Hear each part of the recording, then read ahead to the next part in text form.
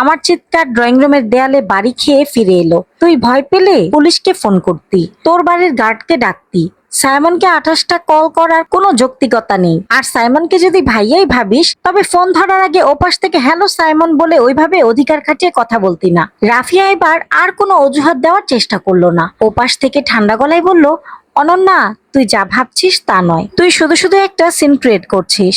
আমি scene create করছি না রাফিয়া, আমি শুধু আমার 4 বছরের বিশ্বাসের শেষ সীমানাটা দেখছি। এইটুকু বলেই আমি ফোনটা কেটে দিলাম। চোখ ফেটে জল বেরিয়ে আসতে চাইলো, কিন্তু আমি তা চেপে রাখলাম। কাঁদতে কাঁদতে ভেঙে পড়ার সময় এটা না। আমাকে সত্যিটা জানতেই হবে।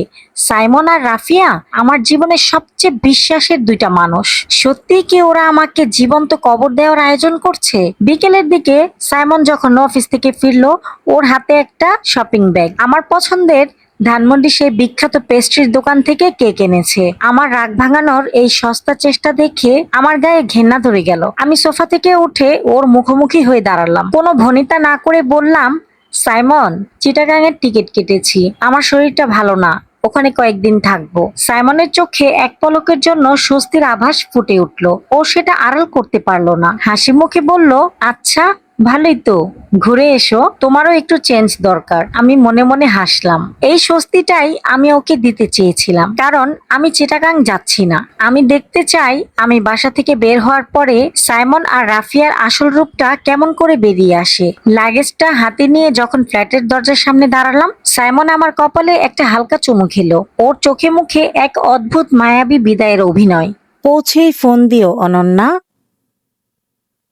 আমি শুধু একটা ম্লান হাসি দিয়ে বিদায় নিলাম। ঠিক বিকেল 4টায় আমি ধানমন্ডির ওই ফ্ল্যাট থেকে বের হয়েছিলাম, কিন্তু আমি গাবতলী কিংবা সায়দাবাদ যাইনি। সোজা চলে গিয়েছিলাম আমাদের বাসা ঠিক 3 গলি পরের একটা ছোট্ট কফি শপে বসে সময় গুনছিলাম।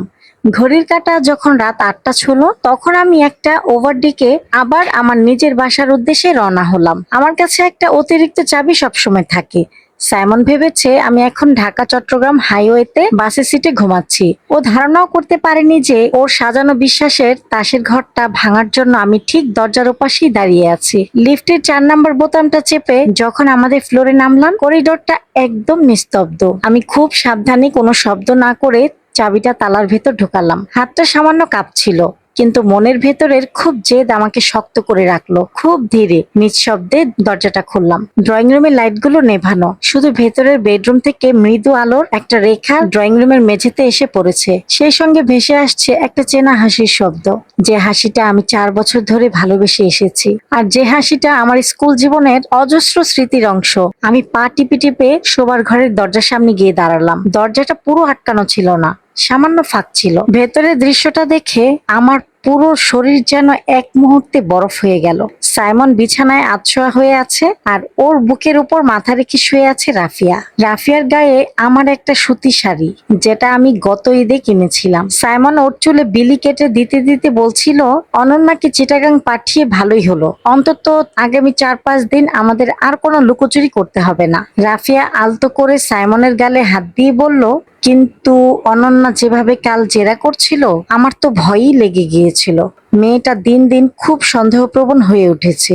সাইমন তাচ্ছিল্যে সুরে বলল, আরে ছাড়ো তো ওর কথা। অনন্যাকে হ্যান্ডেল করা কোনো ব্যাপারই না। দুটো মিষ্টি কথা আর একটু নাটক করলেই ও গলে জল হয়ে যায়। ও চিরকালই একটু বোকা। আমার চোখের কোণ দিয়ে এক ফোঁটা জলও নামলো না। 4 বছরের সংসার, হাজারটা স্মৃতি, আর একটা গভীর বন্ধুত্ব, সবকিছু যেন এক পলকে পুরো ছাই হয়ে গেল।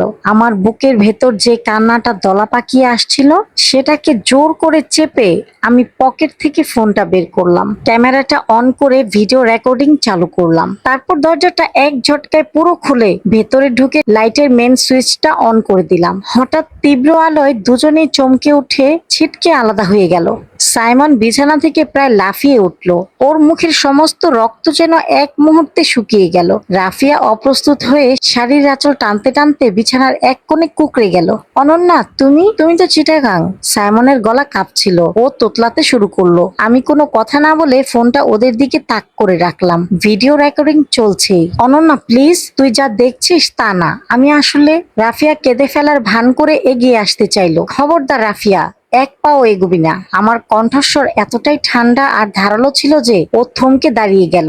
আমার শাড়িটা গায়ে দিয়ে আমারই বিছানায় বসে এই নাটকটা করতে তোর একটু ঘেন্না করলো না? তুই না আমার বেস্ট ফ্রেন্ড ছিলি।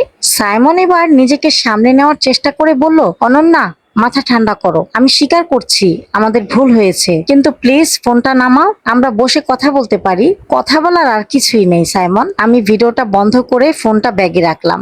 গত 4 বছর ধরে যাকে স্বামী ভেবেছি সে আসলে একটা মেরুদণ্ডহীন প্রতারক, আর যাকে বোন ভেবে আশ্রয় দিয়েছিলাম সে একটা বিষাক্ত সাপ। আমি আর এক মুহূর্ত এই ঘরে দাঁড়ালাম না। ড্রয়িং রুমে এসে আমার লাগেজটা আবার হাতে নিলাম। সাইমন আমার পেছন পেছন ছুটে এলো, আমার হাত ধরার চেষ্টা করে বলল, অনন্যা, প্লিজ যেও না। আমি রাফিয়ার সাথে সব সম্পর্ক শেষ করে দেব, প্রমিস।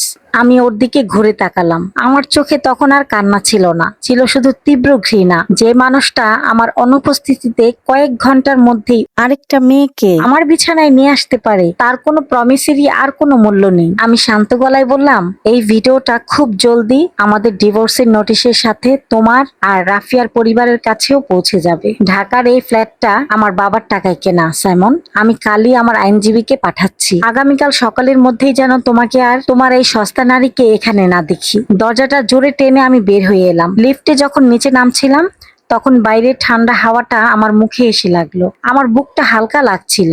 হ্যাঁ, আমার বিশ্বাস ভেঙেছে, আমার 4 বছরের সংসার শেষ হয়ে গেছে, কিন্তু আমি হেরে যাইনি। একটা মিথ্যে আর প্রতারণার চাদর টেনে বাঁচার চেয়ে সত্যিটা জেনে মুক্ত হওয়া অনেক ভালো।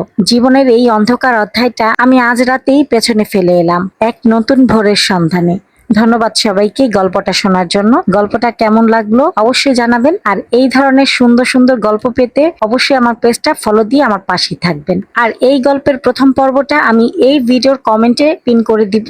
আজকের মতো ভিডিওটি এ পর্যন্তই। আল্লাহ হাফেজ, আসসালামু আলাইকুম।